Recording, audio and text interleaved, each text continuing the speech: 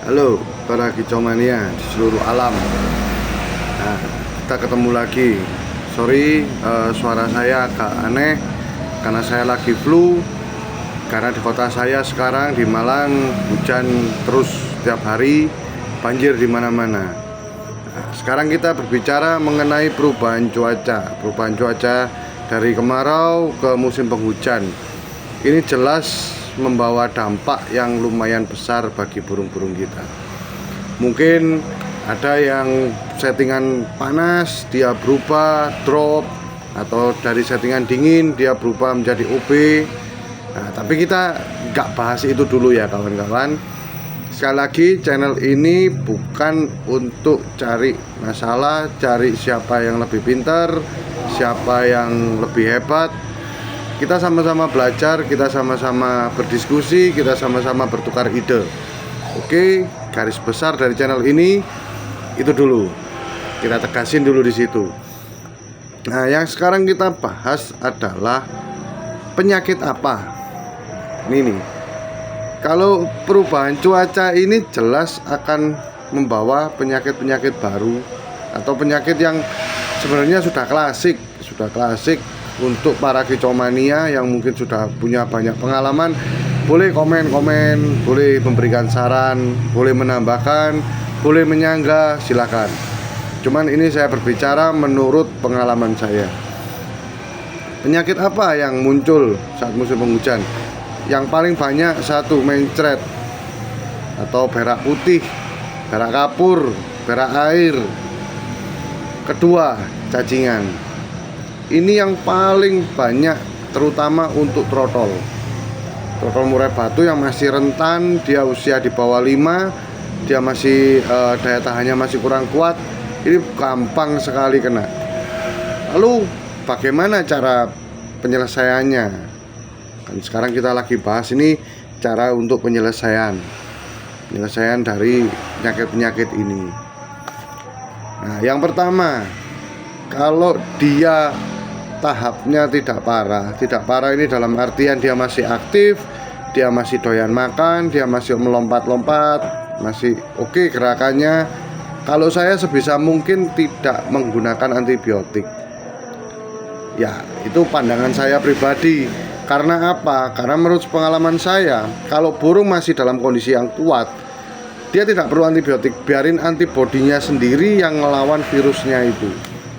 Itu kalau pendapat saya. Kecuali burung itu memang sudah benar-benar kita rasa sudah parah, boleh kita pakai antibiotik. Itu pun dengan resiko burung nggak kuat, karena tidak semua burung kuat dengan antibiotik. Itu satu. Nah, terus bagaimana cara penyelesaiannya kalau dia tidak memakai antibiotik? Yang biasa saya gunakan itu kita menjaga berat badan atau massa tubuhnya dia. Jadi jangan sampai burung ini kurus. Bagaimana caranya? Kalau saya biasanya menggunakan ular Hongkong. Kenapa saya menggunakan ular Hongkong? Karena ular Hongkong menurut ilmu pengetahuan atau menurut teorinya, dia memiliki protein yang paling tinggi di antara para IF lainnya, kecuali maggot ya. Karena maggot kalau di tempat saya susah untuk didapat yang bersih, yang masih segar. Karena tidak semua burung mau maggot kering. Kalau maggot kering banyak, cuma tidak semua burung mau. Dan dia proses dicernanya itu lama. Nah, kalau ular Hongkong dia cepat dan kita gampang untuk menemukannya di toko-toko pakan, di bedak-bedak banyak ular Hongkong. Biasanya saya full ular Hongkong. Oh bang, kalau di full ular Hongkong nanti resikonya kena mata. Lah, ini pisau bermata dua. Yang mana dulu yang mau kita selesaikan? Kita mau menyelesaikan kurusnya dulu atau mau menyelesaikan matanya dulu? Kalau saya lebih baik burung itu sehat dulu, karena ndak selalu burung di full ular Hongkong dia akan katarak, dan katarak ndak selalu dari ular Hongkong. Itu dulu yang kita garis bawahi. Karena kalau di saya biasa pakai full ular Hongkong. Mungkin ada teman-teman yang niru pakai seperempat cepuk kok jadi katarak. Nah, ini makanya kan kembali lagi ke kita sendiri bagaimana. Kalau di saya biasa pakai full cepuk ular Hongkong biasa. Yang tidak biasa saya jemur kalau trotol. Saya memang tidak biasa jemur trotol. Jadi saya gunain pengganti untuk panasnya matahari, saya biasanya pakai dari EF. Ya terutama dari ular Hongkong yang proteinnya tinggi. Tuh. Terus makannya apa untuk ular Hongkongnya? Kalau untuk burung mencret, sebisa mungkin kita cari daun jambu yang muda. Daun jambu boleh, daun mengkudu boleh. Itu bisa kita potong-potong halus, kita bersihin dulu ya. Kita bersihin dulu pakai air. Kita agak kering, kita lap pakai tisu. Udah agak kering baru kita caca-caca, kita kasihin ke ulernya. Ulernya lo ya. Nah, habis itu bisa juga kita tambahin kencur, kita tambahin jahe, kita tambahin kunir yang banyak, dipercaya bisa untuk menambah stamina dan imun tubuhnya burung. Itu boleh, silakan ular Hongkong. Kalau Anda takut, Anda mau yang pilih yang putih-putih tiap hari untuk memutihkan ular Hongkong, gimana caranya Bang? Gampang, beli aja ularnya agak banyakan, beli 10.000 atau 20.000, lalu Anda tambah dengan beras putih, beras bukan nasi. Nah itu kebanyakan setiap hari Anda akan bisa memanen ular Hongkong yang putih-putih. Itu kalau Anda takut pakai ular Hongkong yang kuning-kuning itu. Tapi sekali lagi kalau di saya, ya saya tidak sempat untuk milihin karena burung saya juga tergolong enggak 1-2 juga banyak. Makanya saya enggak sempat kalau untuk milihin yang putih-putih. Nah saya di sini biasa pakai ular Hongkong itu full. Itu kita jaga dari masa tubuhnya si burung. Nah, terus dapat vitaminnya dari mana? Dapat obatnya untuk mencretnya dari mana? Loh, lah kan tadi ular Hongkongnya makan daun jambu yang kita percaya daun jambu muda itu bisa untuk mengatasi diare. Dan banyak tuh obat-obat diare herbal yang pakai daun jambu yang buat kita, yang buat manusia. Itu pun juga berlaku buat burung. Nah, itu satu. Kedua, kita bisa dari ganti air minumnya pakai oralit tapi sedikit. Kadarnya cuma sedikit. Karena berat badan kita sama berat badannya burung itu beda jauh. Jadi kita bisa pakai 1/10 atau 1/20 atau 1/30. Kalau saya biasanya pakai 1/30 dari dosis manusia. Itu silakan, kalau teman-teman mau mencoba silakan, atau teman-teman punya pendapat lain silakan. Nah terus yang kedua setelah kita ngerubah dari pola makannya dia, yang kedua yang perlu kita rubah, biasanya kalau burung ini dalam kondisi yang dingin ini rawan dan rentan kena, kalau bahasa ayam biasanya kita umum nyebutnya aratan atau lumpuh. Nah, lumpuh ini bisa kita jaga, bisa kita cegah dengan menggunakan ini. Kalau saya biasanya pakai minyak kayu putih, bebas mau minyak kayu putih merek apapun. Cuman kalau saya biasanya pakai merek cap gajah, karena sudah lama dan sudah dipercaya cap gajah memang bagus. Sekali lagi saya bukan di endorse oleh cap gajah, juga saya tidak kenal sama yang punya. Saya ngomong sesuai dengan apa yang saya pakai. Ini kita taruh di mana Bang? Kita taruh di olesan di kaki. Kenapa?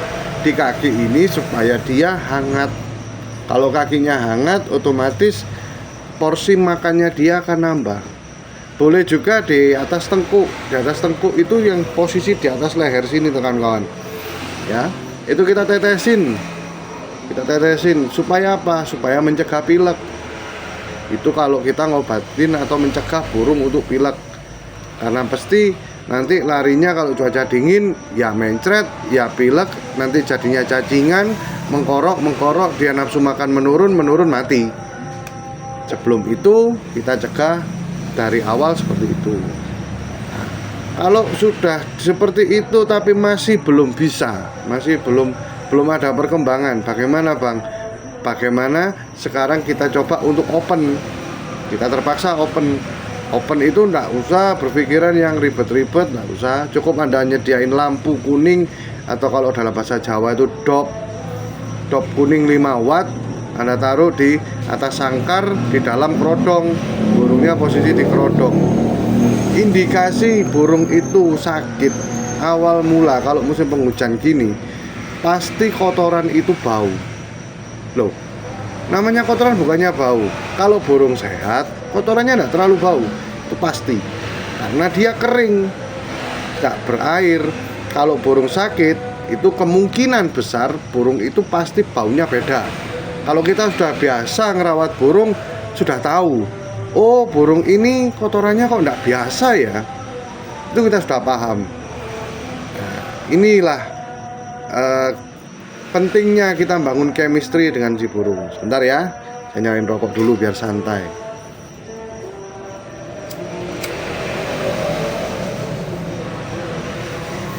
Lalu kalau burung itu mencret bang, mencret itu taunya dari mana? Taunya dari kotoran. Kotorannya putih, berair, dia bercak. Loh kan dia makan ular Hongkong full katanya tadi.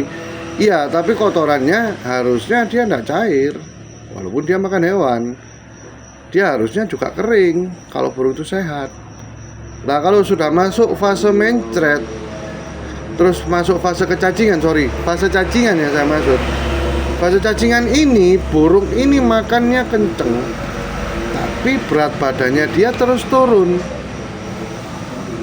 Kelihatannya dari mana? Bulu sering mengembang. Sudah kita open, sudah kita apain, bulunya masih tetap mengembang. Terus matanya dia kelihatan sayu. Sayu itu kayak sorot matanya kurang tajam, kurang kuat. Terus kaki selalu bergemetar. Nah ini sudah indikasi gejala cacingan. Bisa juga kita tandai dari kotoran. Kotorannya ada hitam-hitamnya, sudah muncul noda-noda hitam. Nah ini sudah mulai masuk fase kecacingan. Cacingan saya sudah sempat bahas di channel sebelumnya, di postingan sebelumnya, bagaimana mengatasi cacingan, obatnya apa, bagaimana cara pakainya. Silakan Anda lihat untuk channel-channel sebelum ini. Itu sudah ada di situ. Saya sertakan. Yang pasti saya biasanya pakai cacing eksitor yang memang diformulasikan untuk burung, teman-teman. Nah, silakan Anda lihat. Nanti di situ ada saya kasih penjelasannya juga bagaimana cara pakainya. Kalau sudah kita sudah mengoptimalkan, kita sudah kasarannya sudah berusaha sebaik mungkin untuk menjaga si burung. Nah, lalu dalam beberapa hari dia kelihatan sudah agak enak, baru ular Hongkongnya mulai kita kurangin. Kita masukin dia variasi sama makanan lain, seperti cacing, boleh cacing tanah, itu bagus untuk burung yang kurus. Bisa juga jangkrik, bisa juga kroto, silakan. Tapi kalau saya biasanya tidak pakai ular kandang. Kenapa? Karena ular kandang ini susah dicerna. Taunya dari mana? Emang abang pernah makan? Enggak.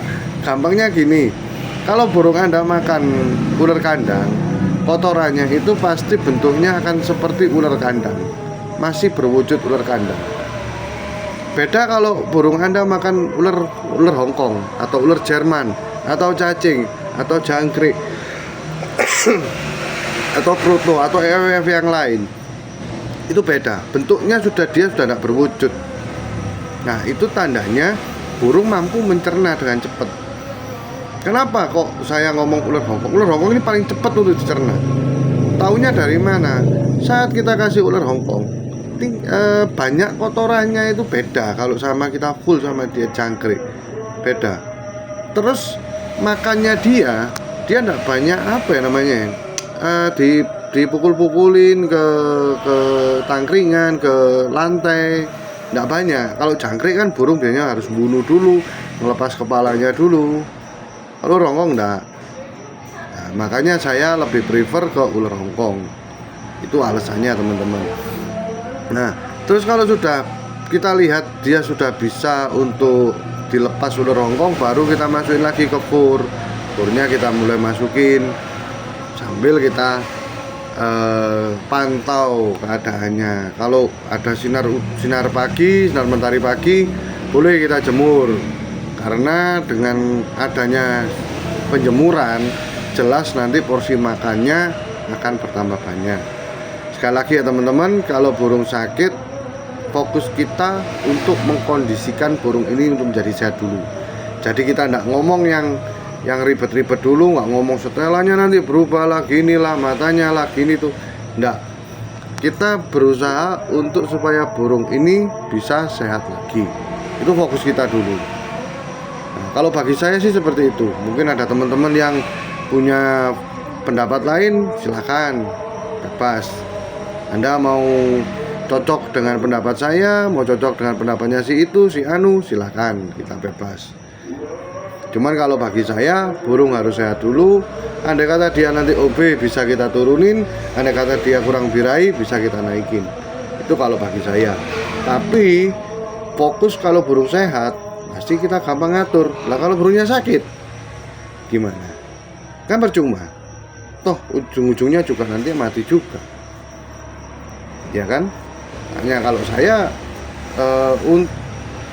kalau ada opsi lain yang lebih bagus dari ular Hongkong, silahkan komen.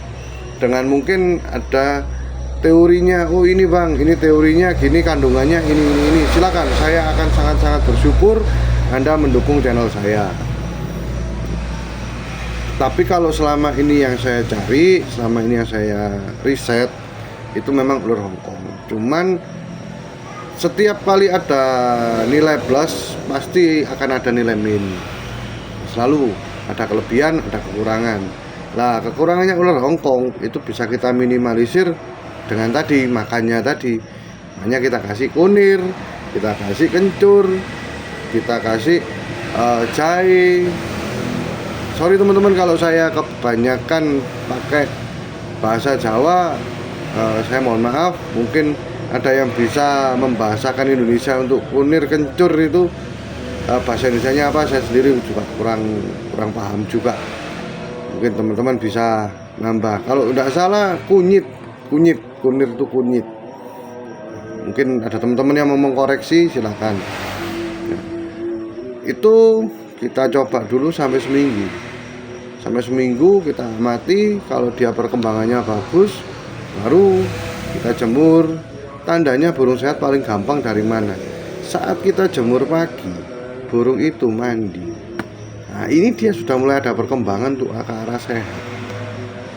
Burung mandi, ini mulai kita bisa bersihkan, kita bisa mulai kurangin untuk EF-nya, mulai kita setting pelan-pelan. Itu ya teman-teman. Sekian penjelasan dari saya. Sekian channel ini kita akhiri dulu sampai di sini. Silakan kalau ada yang mau komen, mau tanya, mau minta saran atau apapun itu yang berkaitan dengan burung, terutama murai batu yang memang sedang saya geluti sekarang. Silakan Anda komen di seluruh media sosial kami, baik itu Instagram ada, TikTok ada, YouTube ada, Facebook juga ada, atau WA nanti saya sertakan di komen. Silakan Anda tanya. Kalau kita mampu bahas, kita bahas. Kalau kita tidak mampu bahas, kita riset dulu sampai kita benar-benar merasa bahwa ini layak untuk dijadikan channel, kita angkat. Silakan teman-teman, kita tunggu komennya, kita tunggu sarannya, kita tunggu pertanyaannya. Salam lestari.